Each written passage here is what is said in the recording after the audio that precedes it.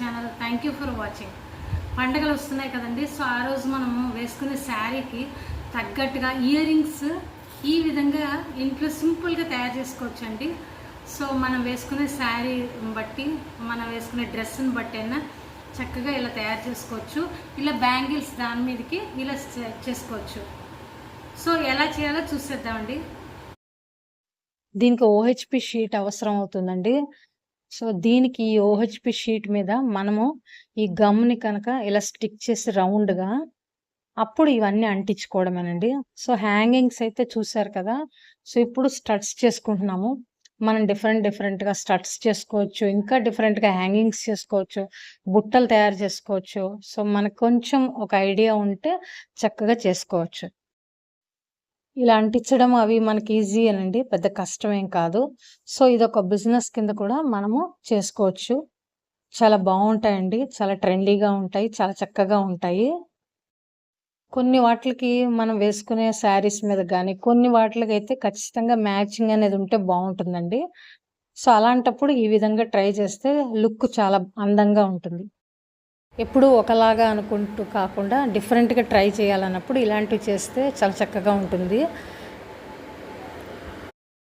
ఇవే కాదండి, వీటితో పాటు శారీ పిన్స్ తయారు చేసుకోవచ్చు. తర్వాత మనం పెట్టుకునే క్లిప్స్ ఉంటాయి చూసారు కదా, తల్ల పెట్టుకునే క్లిప్స్ కూడా అన్నిటికీ చాలా డిఫరెంట్గా వర్క్ లాగా చాలా డిజైన్గా వచ్చేటట్టుగా, చాలా కలర్ఫుల్గా, చాలా చక్కగా కనపడేలాగా కూడా మనము తయారు చేసుకోవచ్చు. మనీ వేస్ట్ చేయక్కర్లేకుండా ఇంట్లో కొన్ని అయితే ఇలా చేసుకోవచ్చండి. దీంతోపాటు సేమ్ ఇంకొకటి కూడా తయారు చేస్తున్నాను, సేమ్ అదే విధంగా.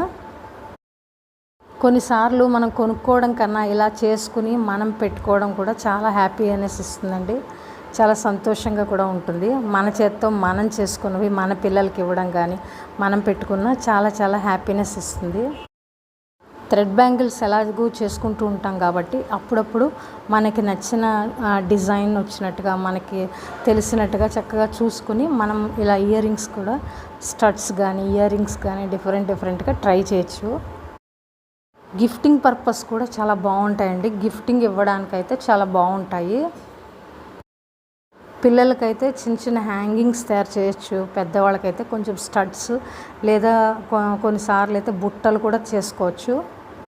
చాలామంది ఇది ఆన్లైన్లో కూడా సేల్ చేస్తున్నారండి. ఇలా తయారు చేసి బ్యాంగిల్స్తో పాటుగా గిఫ్ట్ ఐటమ్స్ కింద కానీ అలా కూడా తయారు చేసి సేల్ చేస్తున్నారు.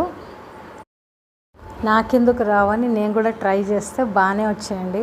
సో ఈ విధంగా రెడీ అయిపోయాయి చూసారు కదా. సో ఇప్పుడు ఇది కొంచెం డ్రై అయిపోయాక మళ్ళీ దీని మీద కొంచెం గమ్ వేసి దానికి వెనకాల మనం పెట్టుకునేవి స్టిక్ చేయాలండి.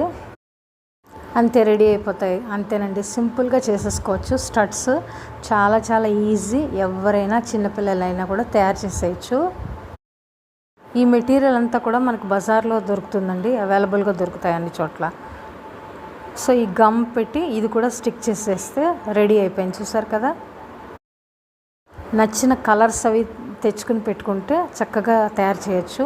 ఇప్పుడు మనకు వరలక్ష్మి వ్రతం అది వచ్చినప్పుడు, అమ్మవారికి పెట్టాలనుకున్నప్పుడు ఇలా చక్కగా తయారు చేయొచ్చండి. రెడీ అయిపోయింది చూసారు కదా.